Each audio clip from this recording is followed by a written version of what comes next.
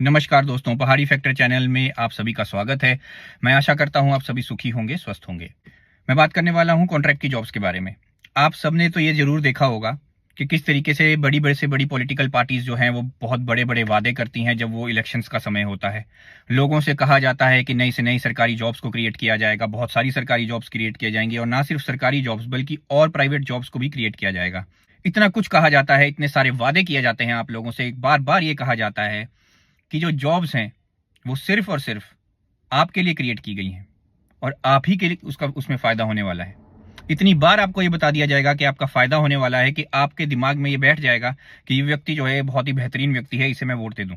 लेकिन क्या वो चीज सही है? क्या आपके साथ सत्य की बात की जा रही है?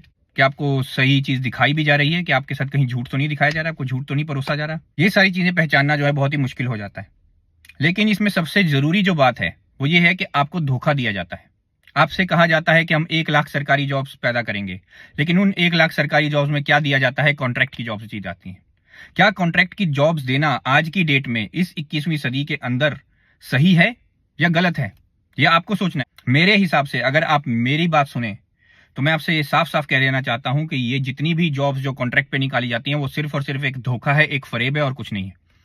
आप एक व्यक्ति को ये कह रहे हैं कि आप कुछ सालों के लिए, 4 साल के लिए, 5 साल के लिए, 10 साल के लिए एक कॉन्ट्रैक्ट की जॉब करें हमारे साथ, हमारे किसी ऑफिस के अंदर आपको कॉन्ट्रैक्ट जॉब करें, बहुत सारा काम करें, लेकिन आपको पैसे जो है बहुत कम दिए जाएंगे।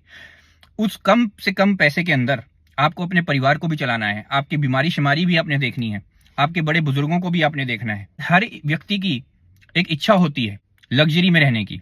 एक फोन जैसे आजकल चल रहे हैं, फोन खरीदना है, गाड़ी खरीदनी है, घर खरीदना है, सबका मन करता है। ये ऐसा नहीं है कि सिर्फ एक व्यक्ति का मन करता है या एक व्यक्ति का हक है, जो अमीर है उसी का हक है, ये बिल्कुल नहीं है। हर व्यक्ति का ये हक है कि वो अच्छे तरीके से जिए, अच्छी लग्जरी में वो जिए, अच्छा पैसा वो कमाए, अच्छी रोटी वो खाए, न्यूट्रिशन उसको प्रॉपर मिले। लेकिन ये जो कॉन्ट्रैक्ट जॉब्स हैं ये इन सब चीजों के ऊपर मार करती हैं।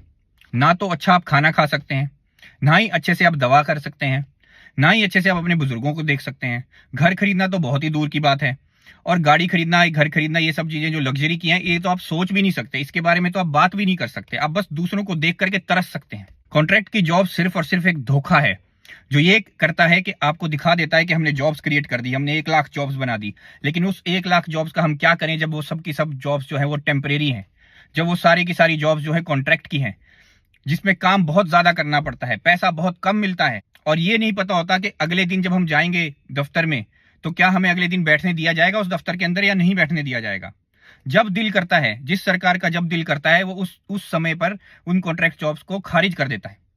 और जो आपने इतना सारा काम किया, जो इतना सारा समय लगाया उन जॉब्स के ऊपर, वो सारा का सारा जो समय है बर्बाद हो जाता है। जब कॉन्ट्रैक्ट की जॉब्स को रेगुलर किया जाता है तो उस समय पर भी कई बार मैंने ऐसा देखा है कि बहुत सारे ऐसे लोग हैं जो कॉन्ट्रैक्ट जॉब्स में काम कर रहे होते हैं और उनको वहां से पहले निकाल दिया जाता है जॉब से, और उसके बाद जॉब को परमानेंटली फिर दोबारा से निकाला जाता है और उस दोबारा से निकली हुई परमानेंट जॉब के अंदर अपने सिफारिशी बंदों को भर्ती कर दिया जाता है।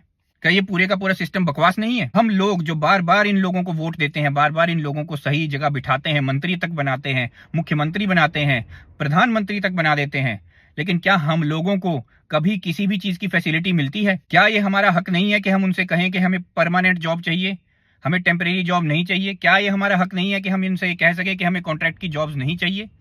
क्या ये हमारा हक नहीं है कि हम ये कहें कि जब कॉन्ट्रैक्ट की भी जॉब्स निकले या किसी भी प्रकार की कोई जॉब निकले तो उसकी तनख्वाह सही हो? 10-10 हजार के अंदर बड़ी से बड़ी कॉन्ट्रैक्ट जॉब्स चल रही हैं।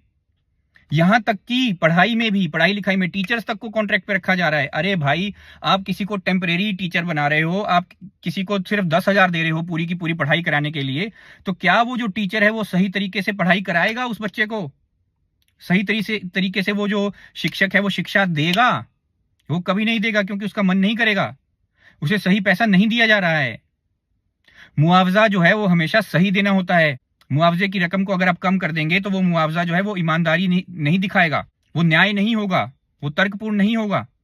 ये हमें समझना होगा और सीखना होगा। मैं आपसे बार बार ये कहता हूं, हर वीडियो में ये कहता हूं कि सरकारों को बदलना होगा, सरकारों को अकाउंटेबल बनाना होगा, उनकी जवाबदेही बहुत जरूरी है इसमें। और मैं उम्मीद करता हूं कि आप इस बात को समझेंगे कि जवाबदेही बहुत ज्यादा जरूरी है। कॉन्ट्रैक्ट की जॉब्स जो हैं वो हिमाचल प्रदेश के लिए एक बहुत बड़ा खतरा है।